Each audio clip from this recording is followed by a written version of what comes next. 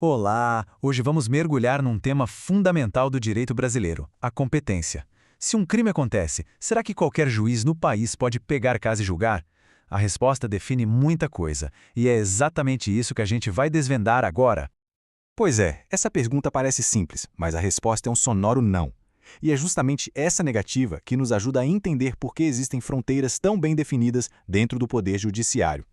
Para a gente entender isso, precisamos separar duas palavrinhas, jurisdição e competência. Pensa assim, a jurisdição é o poder grandão, geral, que todo juiz tem de aplicar a lei. É o poder de julgar em si. Já a competência é a medida desse poder. É a fatia do bolo que cada juiz recebe. É ela que diz, esse caso é seu, aquele caso é de outro tribunal. É basicamente a regra do jogo para saber quem joga em qual campo. Ou seja, o poder da justiça é um só, é imenso, mas ele não é bagunçado. A competência funciona como um grande organizador, distribuindo as tarefas para garantir que cada processo seja analisado no lugar certo, pelo juiz certo. E aqui que a história fica mais interessante, porque nem todas essas regras de divisão são iguais. Existem aquelas que são rígidas, inquebráveis, e outras que, bem, são um pouco mais flexíveis. Pensa assim, de um lado a gente tem a competência absoluta. Ela protege o interesse de toda a sociedade, o interesse público.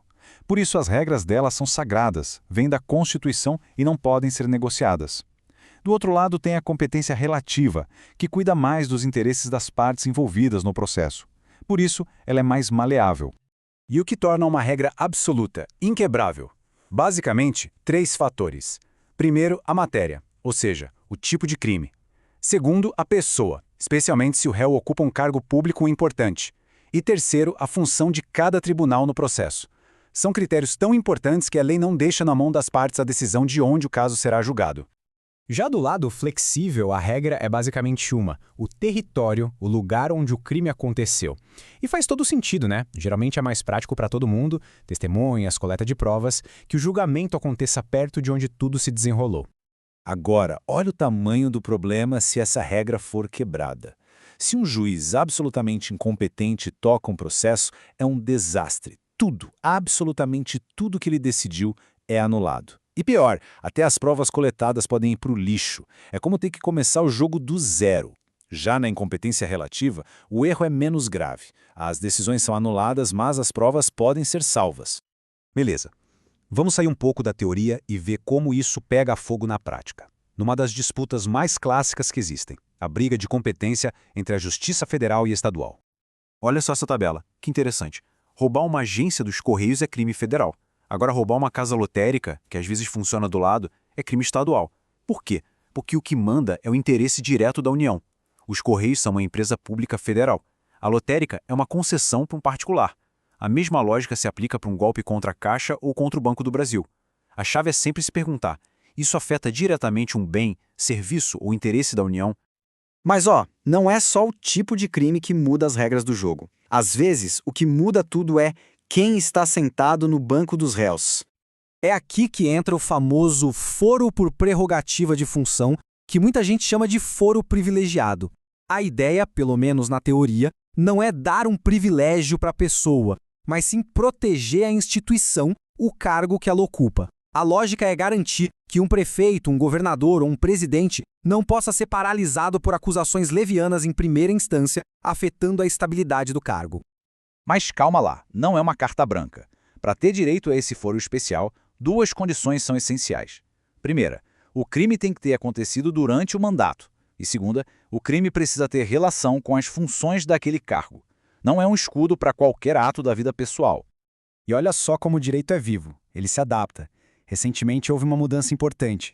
Decidiu-se que para crimes ligados à função, o foro especial continua valendo mesmo que a pessoa deixe o cargo. Acabou aquela história de renunciar ao mandato só para tentar escapar de um julgamento num tribunal superior. A lei adora uma regra clara, mas a realidade? A realidade é bem mais bagunçada. E se uma investigação começa com um juiz e só lá na frente se descobre que ele era o juiz errado? Todo aquele trabalho inicial, as provas coletadas, tudo vai pro lixo? Para resolver esse tipo de problema, existe a chamada teoria do juízo aparente. É uma solução bem pragmática, na verdade. Ela diz o seguinte: se na época o juiz parecia ser o competente, e agiu de boa fé, as provas que ele autorizou colher podem ser salvas. É uma forma de não jogar fora toda uma investigação por causa de um erro de endereço inicial. Só que a aplicação dessa teoria é onde o debate esquenta. Aqui temos uma contradição interessante entre a regra e sua prática. Em um caso de enorme repercussão, por exemplo, essa teoria não foi aplicada. O argumento utilizado foi que os procuradores, supostamente, já saberiam desde o começo que aquele juízo não era o competente. Isso mostra como, no direito, uma mesma regra pode ser interpretada e aplicada de formas bem diferentes, dependendo do caso. E o que acontece quando vários crimes estão ligados entre si? Ou quando várias pessoas cometeram um crime juntas, mas em lugares diferentes? Cada um vai ser julgado num canto? Seria uma bagunça, né? Para evitar isso, e principalmente para impedir que dois juízes deem decisões contraditórias sobre o mesmo rolo, a lei permite que processos conectados sejam julgados juntos num único tribunal. É o que o direito chama de conexão e continência. E nessa união de processos, a Justiça Federal tem uma espécie de superpoder. Se um crime estadual estiver conectado com um crime federal, a Justiça Federal tem uma força de atração. Ela puxa o caso estadual para ser julgado junto com o federal. No fim das contas, tudo isso pode parecer só um monte de detalhe técnico, de juridiquês, mas não é. Definir corretamente a competência é a fundação de um julgamento justo. É o que garante a legitimidade do processo e o respeito aos direitos de todo cidadão. Isso tudo nos deixa com uma reflexão. Com um sistema tão cheio de regras, exceções e interpretações, será que a competência funciona como um mecanismo preciso para garantir justiça? Ou ela se torna um labirinto tão complexo que, quem sabe, pode ser navegado para se chegar a resultados específicos? Fica aí o pensamento.